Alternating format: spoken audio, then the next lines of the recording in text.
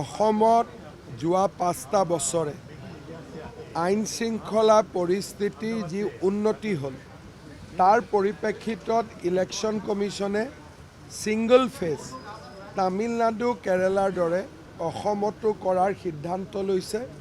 মই ভাবোঁ অসম চৰকাৰৰ বাবে ই এক সন্তুষ্টিৰ বিষয় আৰু নিৰ্বাচন পৰিচালনা কৰাৰ দায়িত্ব আমাৰ প্ৰশাসনৰ।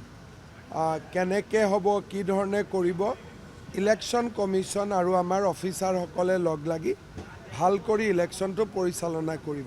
মডেল কোড অফ কণ্ডাক্ট অহাৰ আগতে আমাৰ আহোম জনগোষ্ঠীৰ কেইবাটাও সংগঠনক মই নিমন্ত্ৰণ কৰিছিলোঁ, কিন্তু যিহেতু মডেল কোড অফ কণ্ডাক্ট আহিলে সেইকাৰণে আনুষ্ঠানিক মিটিং হ'ব নোৱাৰে বা মোৰ কাৰ্যালয়টো মই লগ পাব নোৱাৰোঁ।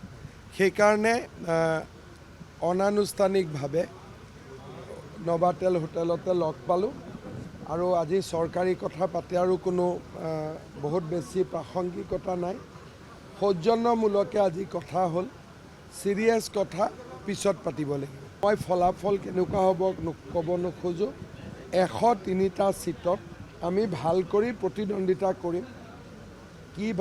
কেনেকুৱা হ'ব, কি হ'ব, যেতিয়া ৰাইজৰ মাজত যাম তেতিয়াহে গম পোৱা যাব।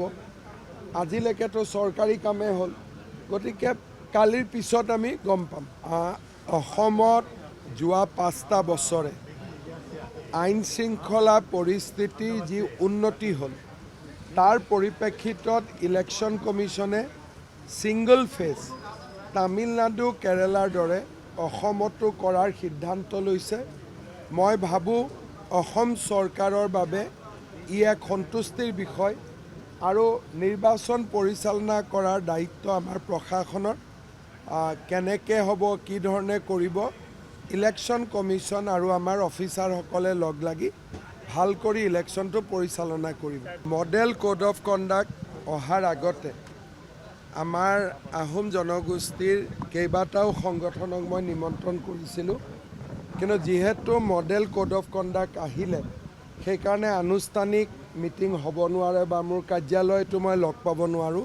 সেইকাৰণে অনানুষ্ঠানিকভাৱে নবাতেল হোটেলতে লগ পালোঁ আৰু আজি চৰকাৰী কথা পাতে আৰু কোনো বহুত বেছি প্ৰাসংগিকতা নাই।